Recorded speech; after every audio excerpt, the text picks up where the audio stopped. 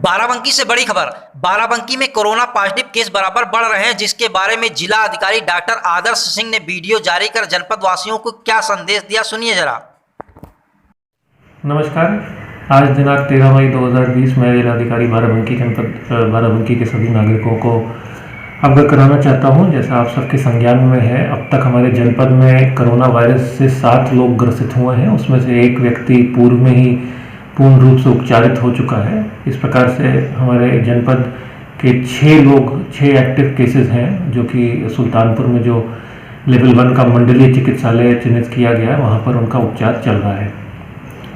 मैं आप सबको बताना चाहता हूँ कि इससे घबराने की कोई आवश्यकता नहीं है, क्योंकि जैसे जैसे बाहर से हमारे श्रमिकों का और बाकी अन्य लोगों का आवागमन हो रहा है, बाहर प्रांतों से, बाहर राज्यों से, तो इस संख्या में थोड़ी बहुत वृद्धि आना वो स्वाभाविक था। लेकिन संतोष का विषय ये है कि हम लोग ने तत्काल उन्हें आप सबके सहयोग के कारण, हमारी जितनी निगरानी समितियां गठित हैं गाँव में और शहरों में, उनके सहयोग के कारण तत्काल ऐसे लोगों को चिन्हित कर लिया, जिससे न केवल उन लोगों का समय रहते हुए उपचार हो सकता है, बल्कि इस संक्रमण को फैलने से भी हम रोक सकते हैं।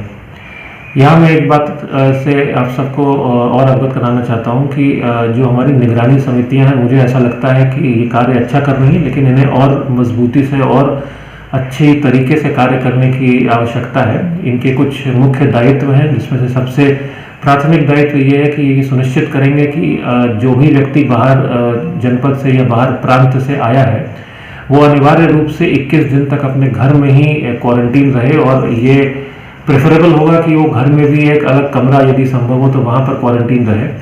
और अगर ऐसे व्यक्ति को कभी भी किसी भी समय ये लगता है कि कोरोना वायरस से संबंधित लक्षण उसमें आ रहे हैं, तत्काल आप प्रशासन को और स्वास्थ्य विभाग को सूचित करें, ताकि उनका समय रहते प्रोटोकॉल के अनुसार उपचार किया जा सके।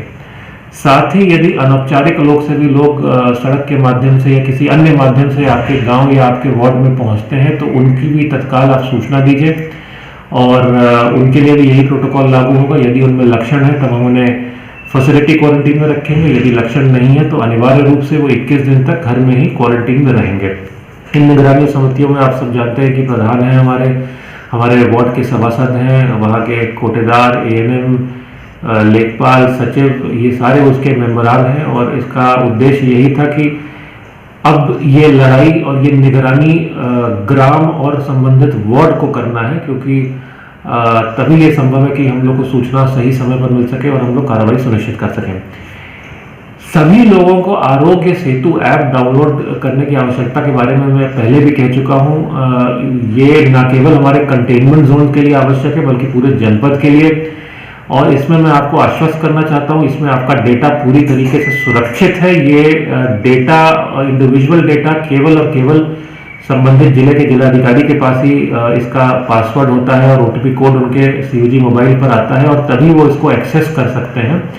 और इसका उपयोग हम लोग करते हैं इस बात के लिए कि अगर कोई व्यक्ति जाने अनजाने में किसी के संपर्क में आया है जो कोविड पॉजिटिव व्यक्ति है, तब उसको हम सूचित कर सकते हैं और प्रोटोकॉल के अनुसार उसका हम सैंपलिंग इत्यादि की कार्रवाई कर सकते हैं, ताकि समय रहते उसका उपचार हो सके और संक्रमण फैलने से रोके।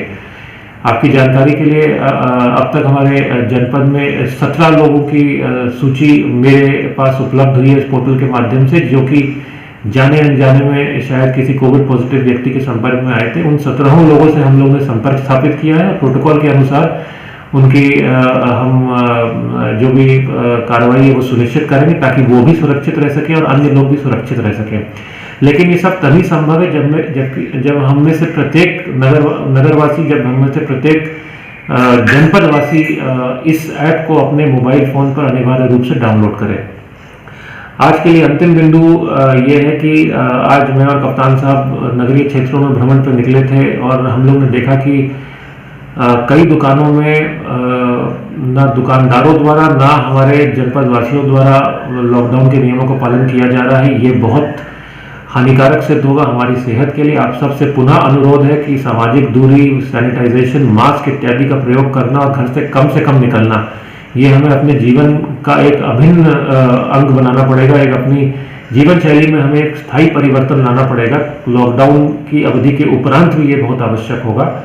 दुकानों के संचालन की सशर्त अनुमति दी गई है। अगर ये पाया जाता है कि किसी भी दुकान द्वारा इन शर्तों का उल्लंघन किया जा रहा है तो हम विवश हो जाएंगे कठोर से कठोर विधिक कार्रवाई करने के लिए ऐसे इकाइयों के विरुद्ध। तो आप सभी से अनुरोध है कि अभी आप सब लॉकडाउन का अनुपालन उतनी ही सख्ती से करें। बाहर निकल रहे हैं तो इन सावधानियों को अवश्य बरतें। मास्क लगाना, सामाजिक दूरी को अपनाना और कम से कम अवधि के लिए घर से बाहर रहना। धन्यवाद।